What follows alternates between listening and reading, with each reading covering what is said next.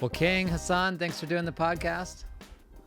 Thanks, man. Thanks for having me. Do you see I dressed up for you since you're royalty? I know. I've never not worn a black t-shirt on this podcast. Real, and this is, oh my goodness, I feel so honored. Yeah. And you're obviously, you know that the king of Morocco was called King Hassan. I know. It's so frustrating. I'm never going to be the first hit on Google, like ever. I know. I Googled you before this to make my notes because I'm a professional. And yeah, King of Morocco came up and I was like, oh yeah.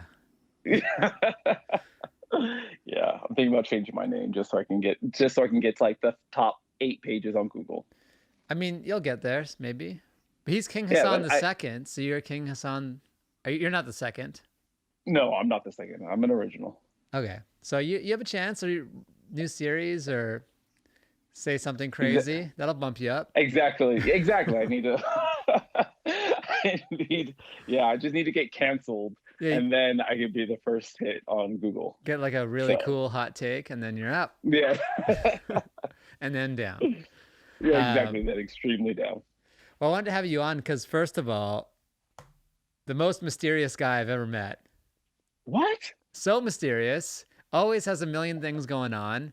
It's really impressive. Like, I met you, you were producing shows and doing comedy, and then you were writing, and then you had a couple side businesses, and now and you have a family, and you're royalty, and you're Nigerian. Like, a lot of, it's so much to take in at once, and I love it. So I wanted to unpack where King comes from. So let's go back to your days of doing the shows. Do you miss those days? Do you miss producing? Do you miss haha?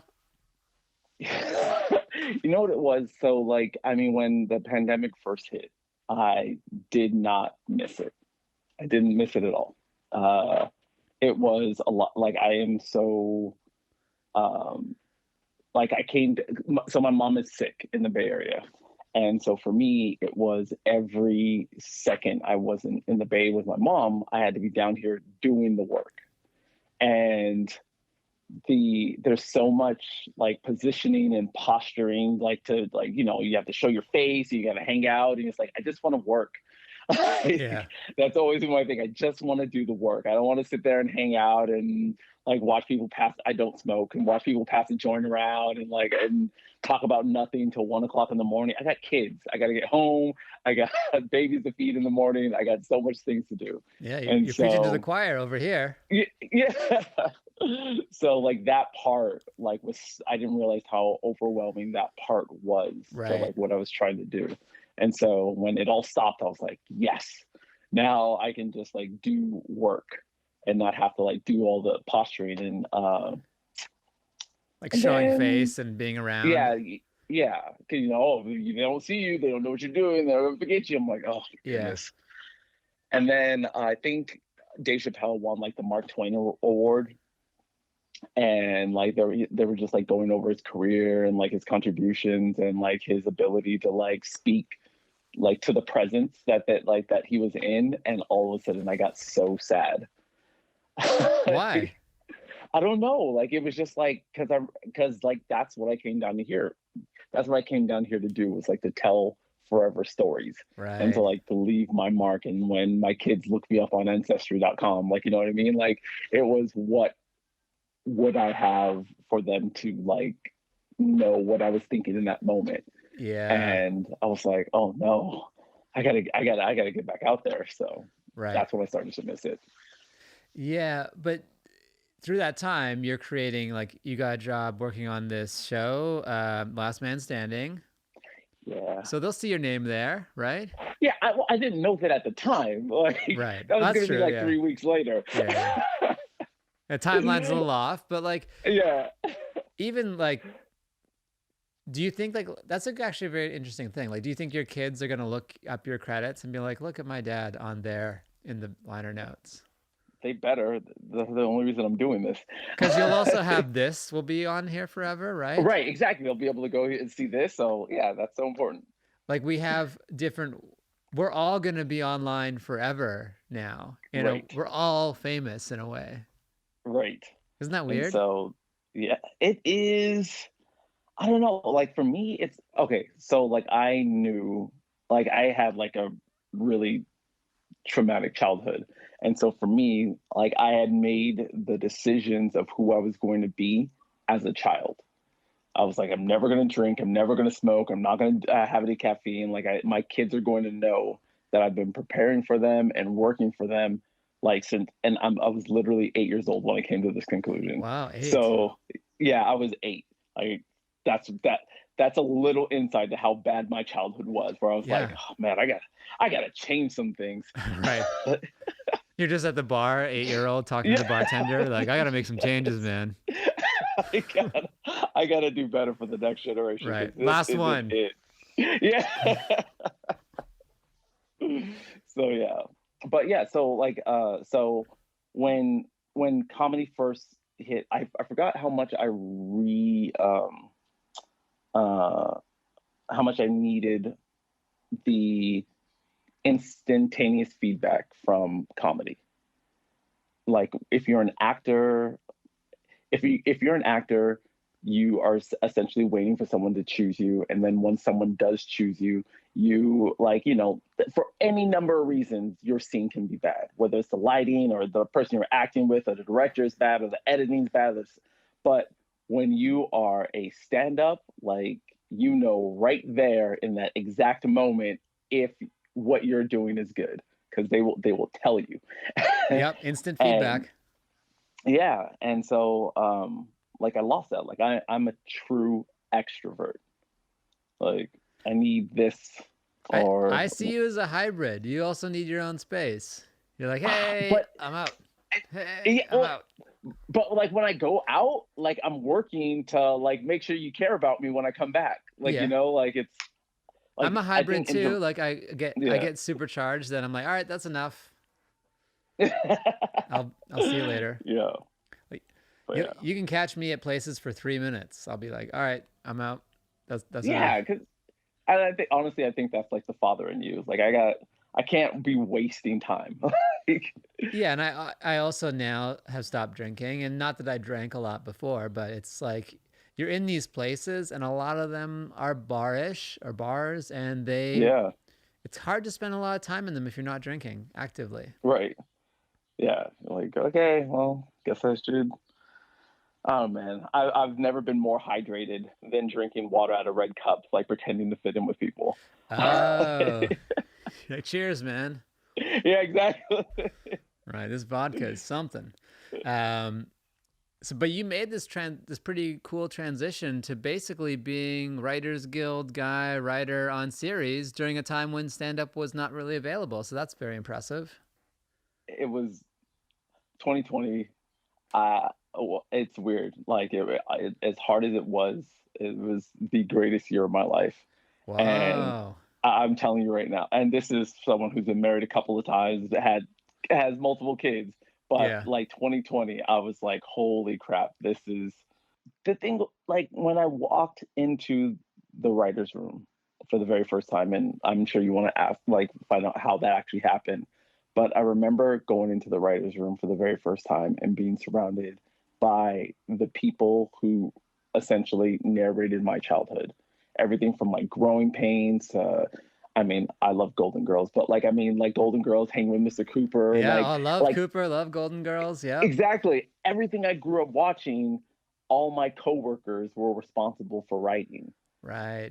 and just to be like, it was like it was the greatest experience of my life. Like this last year has been such a glow up for me. So Glow up.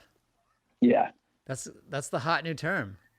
Is it? Are you gonna work it into a script? Yeah. How do we say glow up? Oh, look at him. I know that's why we brought in the young guy. How do you spell glow up? Glow. It's hyphenated. You got it. Oh, hyphen. Oh, I didn't. Hyphen. Glow Yeah. up. So, geez. So in 2019, I I decided I was going to write a script every month, and so by the end of 2019, I had written 12 scripts, 12 Whoa, original 12 pilots. scripts. Look Yeah, at this guy. yeah. Not I lazy. re- Notes. Okay. I'd written 12 original pilots and then two spec scripts. and then and then I ended up winning the Los Angeles International Screenwriting Awards. And my manager, who I've been saying, "Hey, I think I might be ready," like when I won that, she was like, "Oh, fine." Yeah. So then she decided to she set me up with a couple of interviews, and I ended up going to Gersh, and I went to Gersh for general, and they ended up signing me in the room. And I remember like just having the conversation, and then my agent being like, "You know what? Yeah, I think this is good. We should do this." I was like, "Okay, cool." And he's like, "Okay, just we'll send over all the paperwork." And I was like, "Wait, what does that mean?" He's like, "I'm your agent now. We validate like outside in the front." I was Yeah. like, Yeah. "So I just leave now?" Yeah. He's like, "Yeah, and we get 10%. Bye." Right. Like, I don't have to pay $14 for parking. This is great. yeah, exactly. And so that happened, and then it went quiet. I got to tell everyone I was represented by Gersh, and I was so excited. And I heard from a friend of a friend that Dave. Have you seen that show? Yeah, I love Dave. One of my favorite shows. Yeah, I wrote a spec for Dave. I actually want to read that. I'll send it to you. But so I had an interview for. I heard from a friend that Dave was looking for new writers for season 2, and so I submitted my sample by myself, and then they reached out to me, and they called me in for an interview, and then they called me in for a second round of interviews, and all this is without Gersh, without my manager, without anyone. It was just like me submitting. And then they ended up hiring the first person they talked to in the second round. So I lost, so I didn't get it. Uh, But my agent at Gersh was like, "Oh, people actually like are responding to you." And then literally the next week, he got me a job at Last Man Standing. Huge. Wow. Yeah, yeah. And that's So like that's another, it just goes to show like you have forward momentum from like writing these scripts, spending time doing a script a month, which is not easy. And then through all that hard work, like you've built up this momentum, but like on a day-to-day basis, what are you doing? You're writing pages, and right, then you're yeah. putting in the work, and the work takes you to that next level. It's so great. So happy to Yeah, I hear. don't think yeah, I don't think people realize like how much work go. I mean, even being a stand-up, people just don't get the work. Yeah. Like they see us on stage, and they're like, "Oh, I could do that. I could be funny." Like that light will stare you right back into your day job like so quick. And like one of the scripts I wrote was essentially like, I hate shows about stand-up comics, because every show about stand-up comedy is about their success and their rise to fame, and that's not the point of being a stand-up. Like the true value of a stand-up is our resiliency, Yeah. That's why I because liked Crashing, because Crashing basically ended without him really making it. okay, but in like half a season he was like the opener for a Rachel Ray show, and he was like spending the night on like legends like Yeah. couches, like that was It was that. surreal, but like Yeah, it had moments of truth, and it wasn't just it didn't end in like Ferraris, and you know what I mean? right. Yeah, that's true.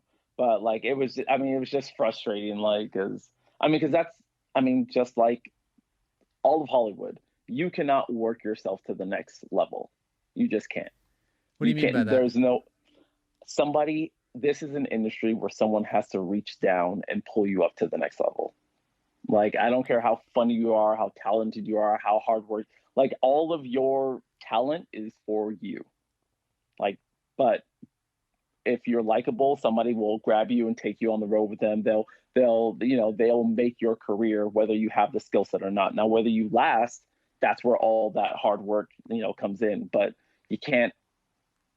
I mean, like YouTube and Vine and all the other stuff has kind of created a lane for people to like have like build their own audience. But as far Yeah. as getting on stages, as far as like going on the road and like having a career in this place, I don't know. Yeah, traditional Hollywood path has always been, like you said, someone kind of vouching for you, or you kind of go up to the Y- next level through other people's, like, I guess, approval, like the gatekeepers.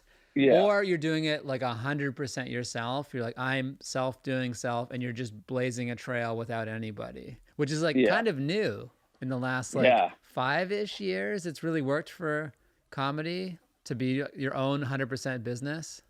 yeah. It's Patreon hard. now and Yeah. Oh podcasts yeah, and yeah. yeah, you can just So how many trucks, what kind of merchandise are you buying here? There's like 15 couches being delivered. I don't know. I don't know. I live in Glendale. You draw your own conclusions. Noted. Glendale for success. Make a clip at 4 minutes and 80 seconds. Got it. So you progressed through doing the work, you got the agent, and they saw the hard work you're doing, and now you're on the show. And are you fulfilled through it? Is it a lot harder than you thought it was going to be? Do you miss your old life? No, no. I mean, like I said, like my whole goal was to come to LA and tell forever stories. And I mean, when my time on stage, like we can go back 50 years and see what um, Richard Pryor said and the Okay. way he said it and why he said it. Like, you know what I mean? Like my grandchildren, if they want to, can go look at Richard Pryor. Like I thought he, you were what saying he, like you go back 50 years because I knew you were a time no. lord. You haven't aged since I met you. You're like 50 years ago when I Yeah, was exactly. at Richard When I was Pryor's 45. concert in LA. You zoom in 3 rows back from the front. That's me. Yeah. But like, you know, like I mean, the stories that these comics told on stages are they will live forever. Like my grandmother and my grandchildren will both have been able to see episodes of I Love Lucy. Like that's special. And so I get to do that now. I get to, like, you know, Last Man Standing is already in syndication. It's on like at all times. And it's not lost on me that our kids are going to be at a dental appointment one day and they're going to be waiting in the lobby and an episode that I wrote is going to be playing. Yeah. That means something to me. Yeah, it's So cool. Like I have my name in the Boondocks, and when it comes on, I'm like, that's awesome. yeah. Just in the credits, And it hits. so You're like, oh, there I am. yeah. What's for And so lunch? Um, so shooting a special must still be one of your goals then. absolutely. I will never, no matter what I do, I will never leave stand up. Yeah. Like It's this the is path to so much. And I'm sure, are you the only stand up in the writer's room? no half of like I would say in our room, I think all but maybe Oh, wow. three writers either were or currently are stand ups. And Interesting. so Because I have friends on other shows that they're the only stand up, and they end up having like a different dynamic. are they writing in comedies also? Yeah. Oh wow, yeah. There's only yeah, I think there's only three people in our room that weren't stand-ups. And so Interesting. all right, you know, even if they did it for a year or whatever like that, like there's only like three people who just like no. Oh, have just never done it. They're pure Yeah. writers. Interesting. Even the old So vets you were talking about, were they stand ups? What? I mean legends. Like I mean they toured with Tim Allen back in Tim Allen's tour. Like I mean when Tim Allen was like only a stand-up. Like they Okay. knew Roseanne, like they came up with Roseanne, they're all it's that class. Yeah, it is interesting that the 90s, all of our childhood was shaped by sitcoms that were through stand up comedians. Like pretty much Yeah. all of them, like Mad About You, Seinfeld, Roseanne, Everyone Loves Raymond, Yeah. uh, King of Queens. King of Queens, Yeah. Golden Girls. I don't know. Golden Girls is a little older, but Yeah. I don't know if it'd be cool if like Blanche was a stand up. We just, you're like, holy shit, this is crazy. Or they could tour stand I up. know. Are they Blanche alive? I don't know. Devereaux. No, I doubt it. They're all dead? I think so. I think the last one.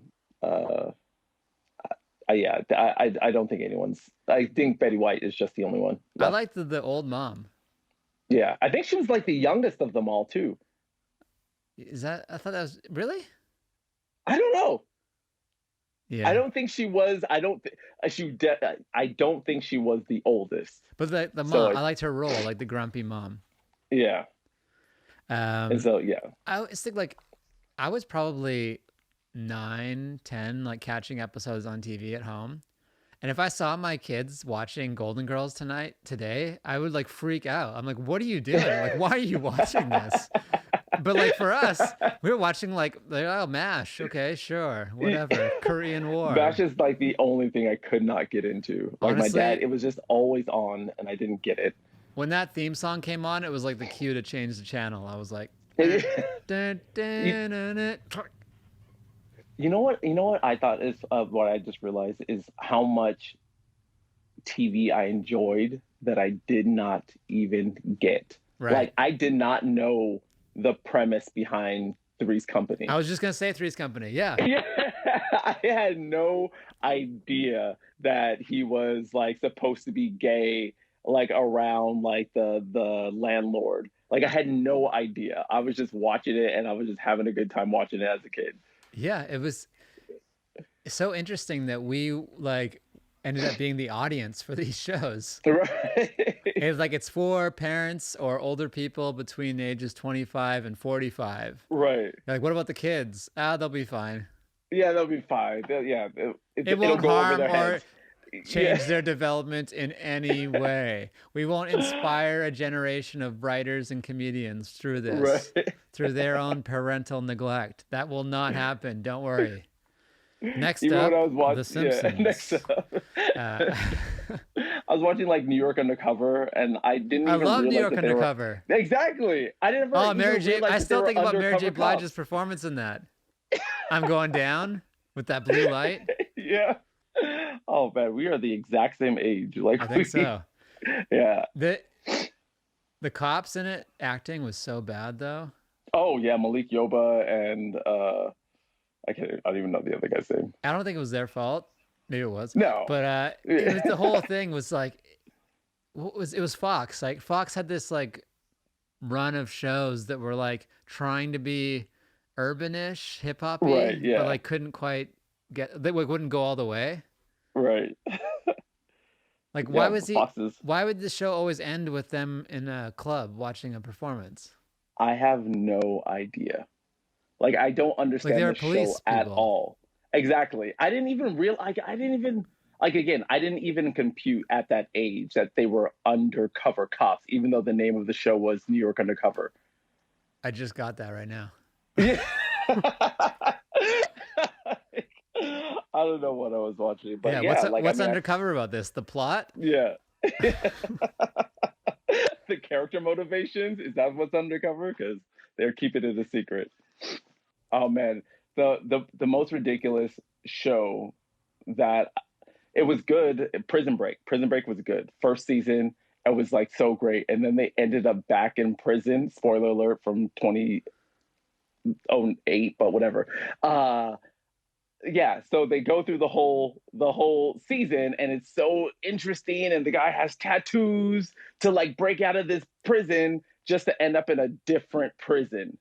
And I was like, no, this is stupid. It This is gave all me the way anxiety stupid. just thinking about what you described. Did you see the show? No, but like I can imagine, it's like it's kind of like Lost. I never watched it, but I think it just ends like not very well from what I've heard. Yeah. And you're like, why did I do this?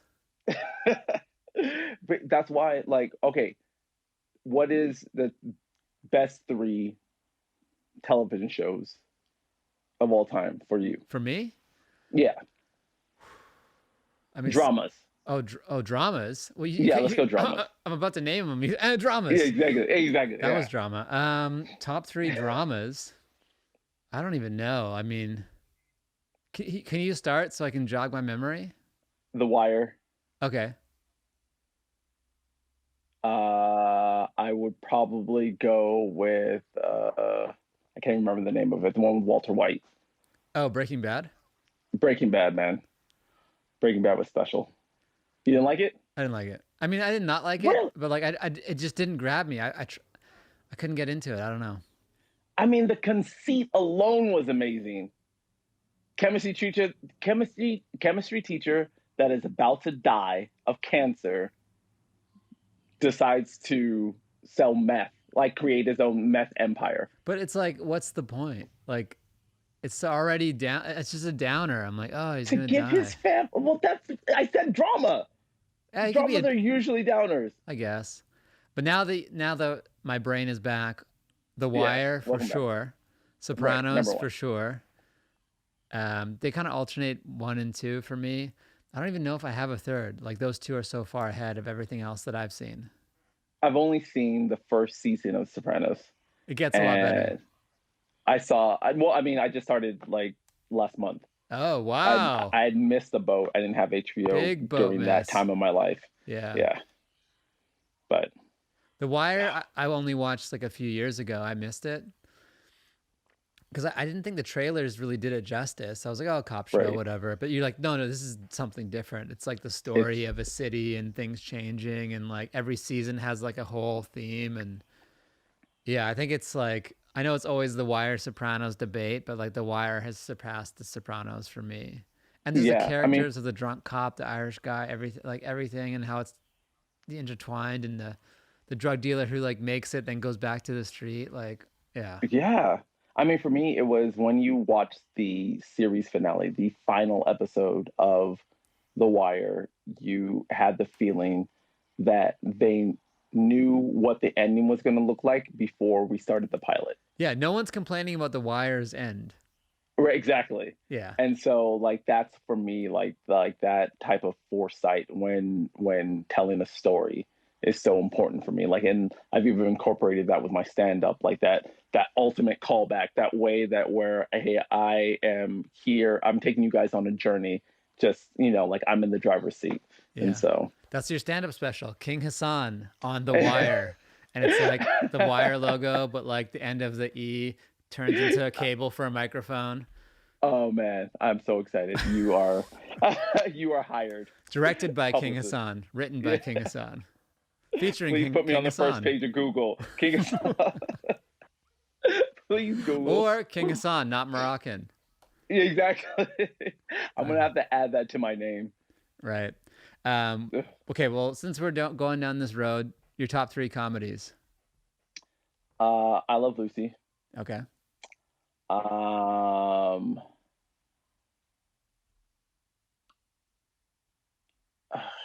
man, I feel like putting the Fresh Prince up there. I wouldn't be mad at you. Uh, I love Everybody Loves Raymond. So somewhere in like I don't know the order of two and three, but I would those would have to be my if Everybody Loves Raymond is on, I just have to finish the episode. Yeah, interesting choices. That's not what I would have expected, but I Well, like what are your them. top three?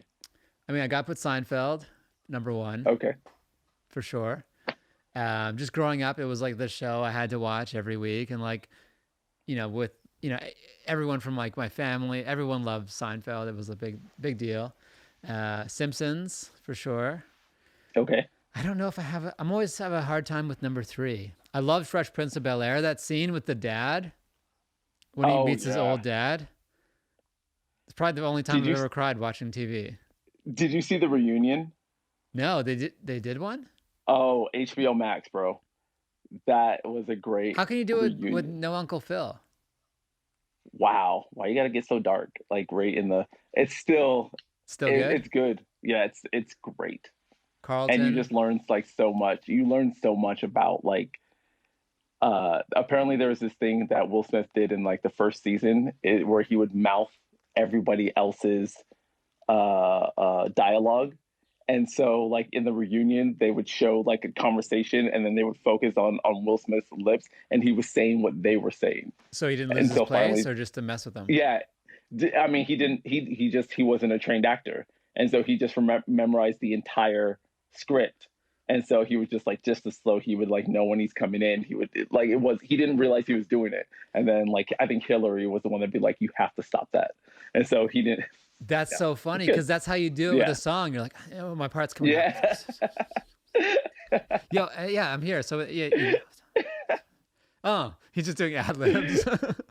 See, so yeah, but That yeah, that is a great There was a great reunion. line in that show when they're like, talking to him. Someone's becoming like a rapper or a musician, and they're like, it's not like they're gonna give this guy as an untrained actor a show.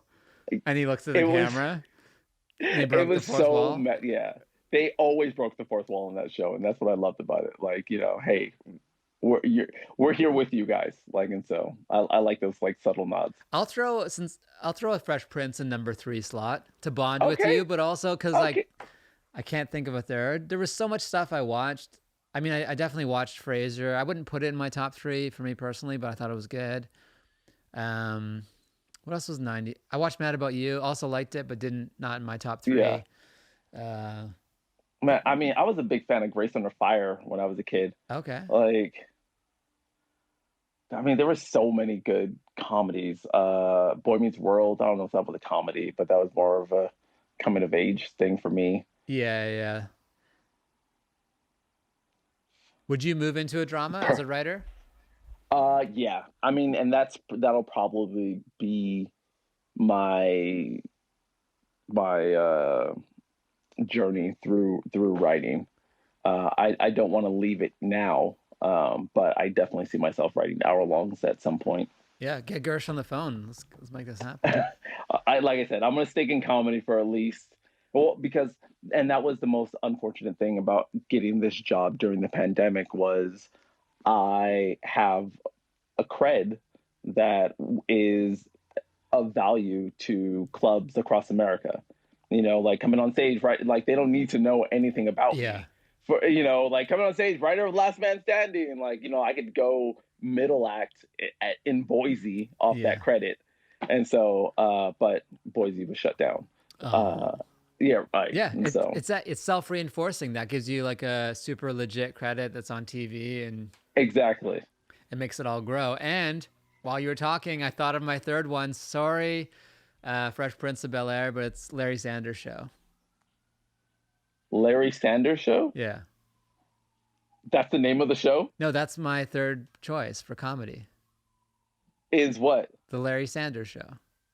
I've never even heard of the Larry Sanders Show. Oh my God. Are you serious? It's on HBO. It's Is it like, current? no. But we were talking about like old shows I from. know, but I've never even heard of the Larry Sanders Show. Hold up. It's with Gary Shandling. The Larry Sanders Show? Yeah. It's about like a. Okay, first of all, this is like your number one homework assignment. Don't ever tell Okay, yeah. anyone in the Stop writer's the room podcast. you've never seen this. Explain to me the premise. Walk me through the pilot basically, he's a talk show host that's like in the series, like third behind like Letterman, Leno, and Arsenio, or fourth, whatever. And like Okay. it's the workings of an office. It's basically the foundation of the office of Curb Your Enthusiasm. They all genesis The from this show. Office. Oh man. If you like The Office, you'll love this show. And it's so showbiz. It's so good.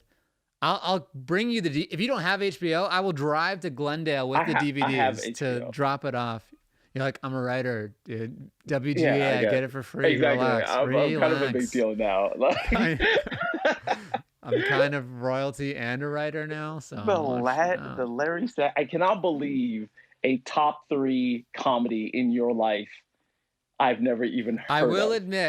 admittedly, I was too young when it came out, and I watched it more recently. So you kind of get a pass there. Okay. But it's so great. Okay, and I have to take the Fresh Prince out, and I have to put The Office in. Oh, look at the Fresh Prince just not holding up. Say it again. Look at the Fresh Prince like not holding up. Yeah, I'm actually writing. I'm actually shooting a web series next week, and it is a mixture of The Office and Reno 911. Interesting. Yeah, and when so you say you're shooting that, is that something you're producing? Yeah. So that's the other. I'm glad we segued into this. I watched a pilot that you basically conceived of, produced, shot, maybe edited, and with some comic friends of ours, that was like so high quality and so impressive. How did you do that? Was it Bad Boys of LA? Yeah, Bad Boys of LA. It took me 41 days to write, cast, shoot, and edit and premiere that. Yeah. and it was just me. So the comics involved were Herman Rice, Malik B, and we just got through playing basketball, and we were just sitting, we're outside, and we're talking, and we were just like, like having fun as the four of us, and I was just like, I think people would want to see this interaction. And they're like, yeah, yeah, whatever. I was like, no, I think I'm gonna go home and write something. Yeah. And then You're like, I first wrote, scene, yeah, exactly. running with shirt off. I mean, I don't want to talk about that. But okay, yeah. in my defense, I wrote this, all right, and Malik B opens up to a threesome. That's his opening scene. Yeah. And my opening scene is exercising upstairs. Yeah. And that scene took an hour and a half of me running up and downstairs before we got it right. And the whole time I'm thinking, because we just shot Malik's opening threesome scene, and he's not having a threesome, it's not explicit. But Yeah. like, I was just like, why didn't I write myself an easier introduction? It But is interesting with acting. It's like the world's climate is so weird. You have to be like, he was just acting. He wasn't having it. It's like right, you exactly. didn't have to explain that like a thing was acting. And now it's like they're not act. I don't think people. Yeah, I think acting might be dead as a profession. Like it's so it probably has scary. 10 years left before people are like, I Yeah, can't separate the person from the act. I'm sorry. yeah, that's what we're doing now. We're like, oh, we want real this and real that. It was like, so what's the point of training to act like something else if, but You're taking these meetings. You're going down to Beverly I Hills. You're know. like they're breaking it down. It's like a Oh, pie it chart. sucks right How now. much you will win, how much you will lose. No, but it's like Yeah. everything is risky now. Yeah. I mean, even because I mean, there's a joke that I wrote in this, and immediately, like, I did a table read yesterday. And when I heard it, I was just like, as funny as that is, I think I have to write alt for it because I just think that it'll rub people the wrong way. And it's literally just not worth it. Yeah. It's just not worth it. And so I don't know. Art is getting tricky right now, Yeah. but But I so still wouldn't trade it for anything. when you had to make this show, like you're basically you're in charge of the budget, right? Charter the So you have budget. the budget of what you need to do. Yeah. You have to shoot in it. You have to direct it. You Yeah. have to act in it and deliver it. Yeah. And then so I mean, were you responsible to any investors? Did you just do this yourself? Like how did it all come together? yeah, I pretty much I had a friend who wanted to essentially try his hand out in, like, having, because I sold him on this idea of like having things that last forever and having your name on things, and he was like, yeah, I want to, like, what do you got going? And I told him about this script, and he was like, yeah, I'll invest. And I was like, all right. And so he helped essentially make me serious about doing this. And I didn't direct it. Like, for me, like, there Oh, are okay. people who, Yeah. yeah, there are people who wake up every day thinking about directing, Yeah. and they study directors and they care so much about directing. And those are the people I want Directing. directing Yeah. what I write. Cause I wake up and I think about writing. Oh. Like, that's all I care. Like, I care about writing and acting and communicating with audiences. That's what I want to do. But like, my dad has lost more money than I will ever make, and it's because he wants to do everything himself. And for me, like, I am a big fan of community, and it really is picking people who want to, like-minded people who want to make something. And so that's how Bad Boys of LA turned out as good as it did on as small of a budget as it was, Hmm. is because everyone who was a part of it wanted to do it. That's And smart. so, Yeah. yeah, Delegating, like, uh, there's a saying, I think it might have been Paul Schrader, the cinematographer, who said it. It's like you have to work with the best people no matter how hard it is. It's like it's harder to work with good people and find good people, but like get them and make your yeah, thing better. yeah. I mean, I did my table read and I had to switch out one of the actors, like, right there on the spot. I was just like, it's just, not going. It just I would be doing a disservice to, and he's my friend. Why you have to bring Like I that up? It love was a this sensitive person. time for me. I'm sorry. I don't know. That's the point of this podcast, talking about how I got cut from the Bad Boys of LA. Exactly. I didn't know how to tell you this, but you're not going to Look, be in there's this, only one people. Moroccan in this show, Latif. I'm sorry. We have to spread our Africanisms around. Yeah. It's gonna be me, King Hassan. Um, no, that's great. I'm really proud of you for doing all that. One more question I want to ask you is like, with this new writing thing, and you say you love writing so much, and it's a big part of what you think about. Like, what does it mean, like hours wise per day, and like walk us through like the day of a writer for King Hassan. Oh, I mean, for me, I'm a parent first, and so like Would your it wife just is. walk in the room? Get to the point. No, I mean I'll walk you through my day. I'm Like just it kidding. Yeah. is.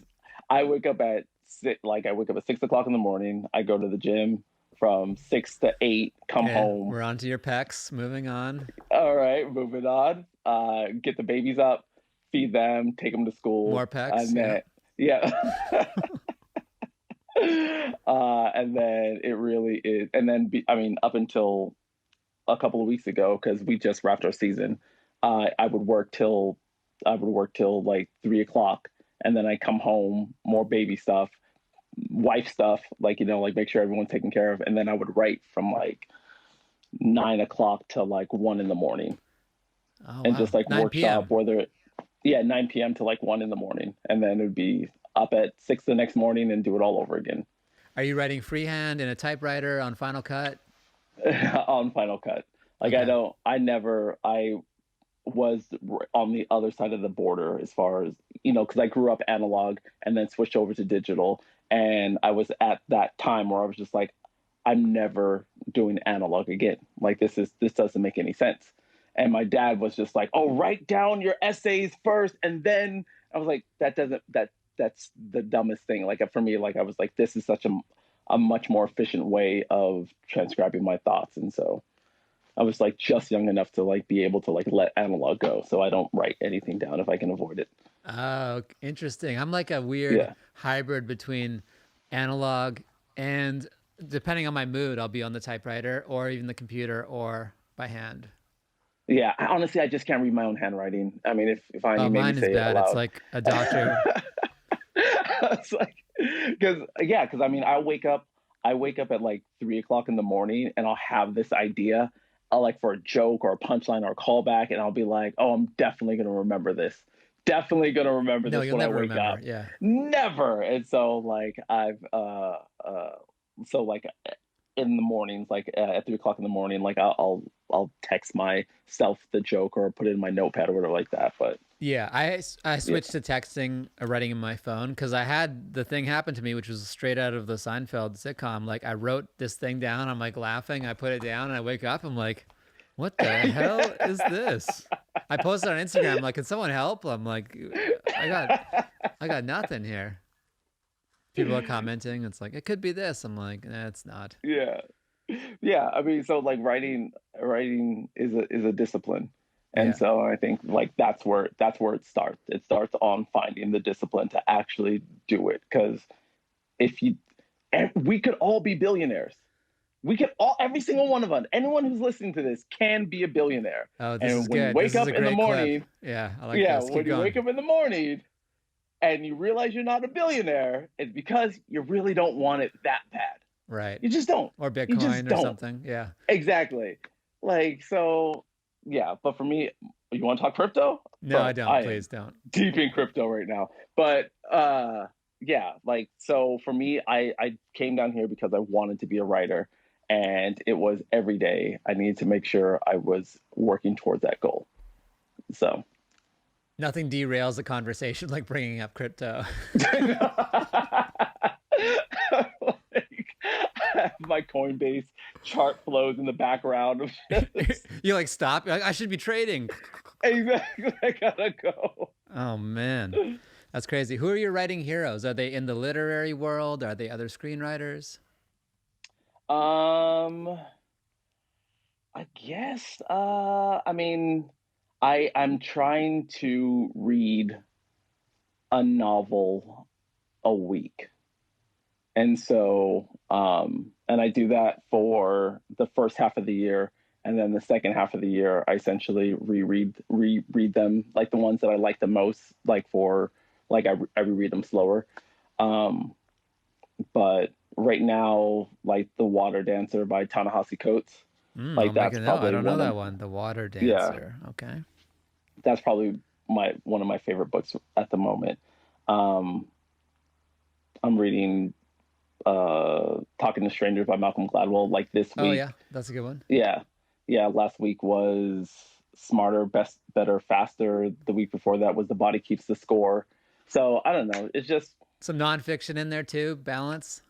yeah. Yeah. Yeah.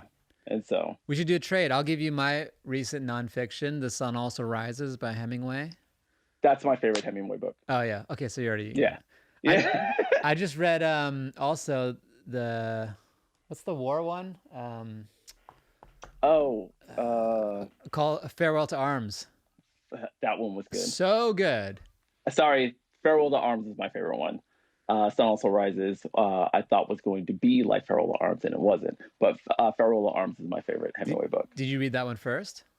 Yes, I read that one first. Yeah, I think it could be like Yeah, an ordinal thing, like whichever one you yeah, read first. yeah.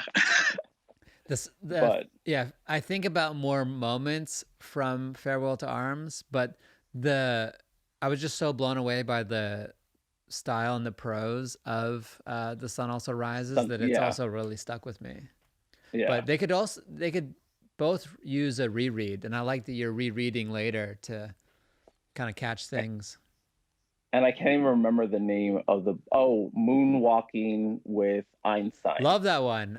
Yeah, I thought I was like I could do this. I'm like memorizing yeah. decks of cards. I'm like, let's go. No,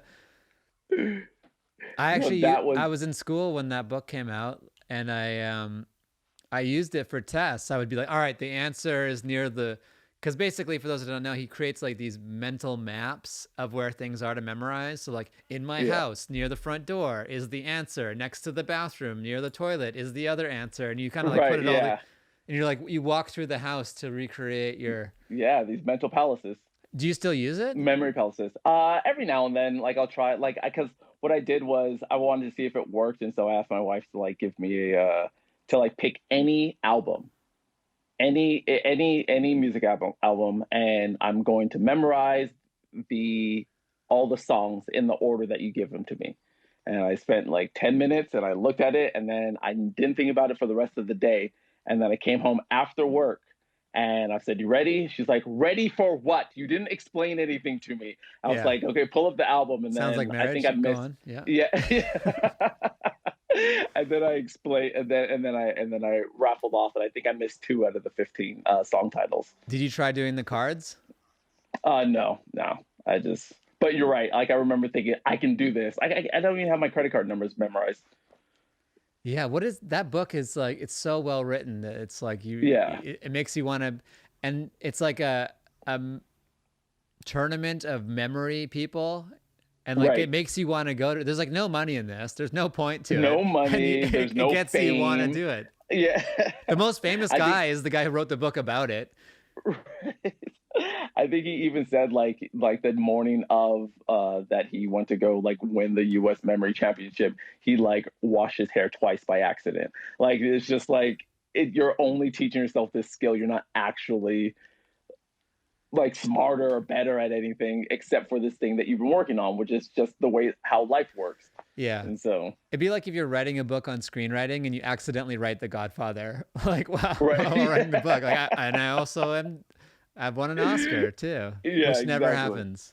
So So yeah, that's the book that taught me to reread like books. And so that's when I started to like really like uh because like I remember the feelings but I don't remember like the actual books, and so that's when I started like rereading books. I love it. Let's do some book swaps. Okay, yeah, bro. Like I got Look, I mean, I got plenty of lists that's for you. like 1/8 of my wall here.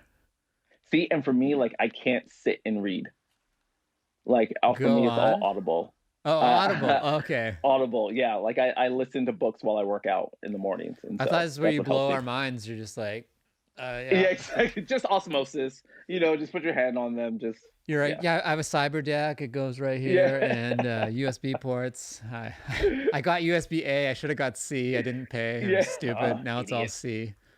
Oh my, I'm waiting for the new Apple laptops to come out because my computer's crashing at least What? twice a day Which new now. laptop? Like the M1, 15? Yeah, yeah, they're redesigning the whole thing. Oh, okay, yeah. I Yeah, heard they're putting ports back into it. they are. So I'm waiting for Damn that it. computer, but I don't know if my computer is gonna last. I have like a 2013. Yeah, I mean, I got the 2015 or a 15-inch 2019, like Yeah. just when they Oh, yeah. upgraded the 15, and So you it's don't even pretty. have the M1 then? No, but it's Oh, boss, and also I have a lot of stuff that doesn't run on the M1, and it takes a while for that to like kick over. yeah, that's true. I have a lot of plugins and stuff that are still Intel only.